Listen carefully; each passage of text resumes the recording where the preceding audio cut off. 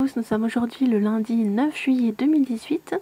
Comme j'ai pas mal d'abonnés qui m'ont demandé mais qu'est-ce qui se passe au Nicaragua en ce moment, ce tout petit pays d'Amérique centrale, j'ai décidé de faire un tour d'horizon de la presse alternative, plutôt en langue étrangère, puisque la presse française dans sa globalité est vraiment obnubilée par Jupiter qui joue au roi soleil à Versailles.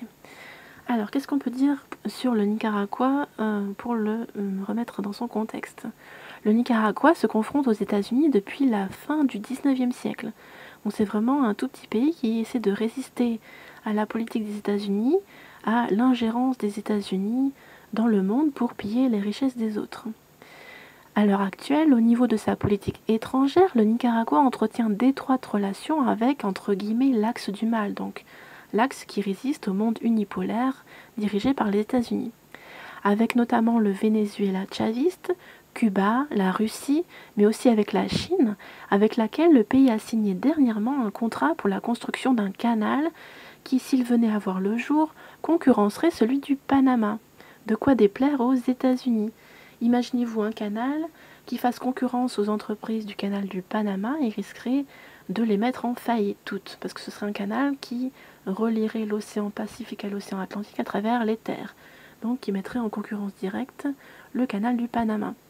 Et maintenant, pour parler des émeutes en elles-mêmes, qu'est-ce qu'on peut dire? Un rapport de la Commission interaméricaine des droits de l'homme, alors derrière les fonds internationaux des droits de l'homme, il y a toujours les États-Unis qui siègent, sur la situation au Nicaragua, fait état de 212 morts déjà dans des manifestations et pointe la responsabilité exclusive du gouvernement, soi-disant. Des événements pourtant loin d'être aussi simples. Le Nicaragua, pays le plus pauvre d'Amérique après Haïti, traverse une période explosive et complexe à décrypter pour les observateurs internationaux. Mais à y regarder de plus près, n'y a-t-il pas un air de déjà-vu, avec toutes les révolutions colorées à travers le monde et toutes les tentatives de déstabiliser certains États pour piller leurs richesses naturelles. Depuis le 18 avril dernier, ça fait donc 2 mois, des manifestations d'une rare violence ont lieu dans plusieurs villes du pays, déstabilisant un pays déjà bien fragile économiquement. Dans la rue s'opposent des manifestants anti-gouvernementaux, aux allures parfois d'émeutiers, comme en France et en Europe en fait. Tout se répète, c'est le même schéma partout. Et des groupes pro-gouvernementaux sandinistes, ainsi que les forces de l'ordre. Il y a d'une part des manifestants se prétendant pacifistes et réprimés, et d'autre part le gouvernement qui se dit être la cible d'éléments voulant la déstabilisation du pays. Alors cette grogne sociale, d'où elle vient? Eh bien à la base, il y avait un projet de réforme de la sécurité sociale au Nicaragua, ce qui nous donne un scénario à la vénézuélienne, d'après la presse étrangère. Au début, une protestation sociale.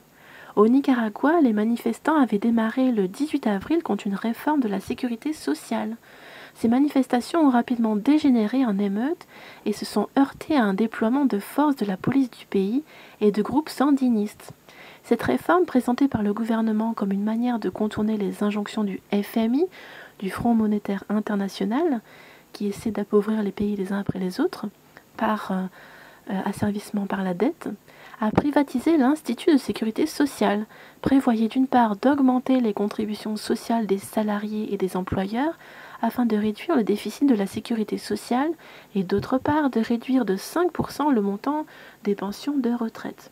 Donc d'un point de vue mondial, c'est à peu près toujours les mêmes histoires qui tournent en boucle.